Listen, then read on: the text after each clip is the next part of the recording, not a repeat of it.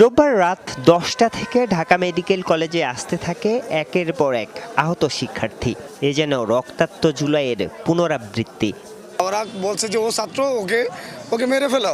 আমাকে কি করছে, ওদের বেল এই ৩ হাত ৪ হাত মানে সামনে থেকে লাথি মারছে। ওরা কোনো ধরনের বাছ বিচার ছাড়া আমাদেরকে এত বড় লাঠি নিয়ে আমার মাথায় মারতে আসছে। তারা আমাদেরকে পাল্টা আক্রমণ করে, আমার হাত ভেঙে দিয়েছে। আগের থেকে তারা প্রস্তুতি ছিল। আমাদের ওই যে আপনার ইট প্যাটকেল মারছে, তারপরে যখন ধাওয়া দেওয়ার পরে আমরা পিছনে পড়ছি তখন আমাদের ওই যে ওদের বুট লাঠি এটি অনেক পিটাইছে।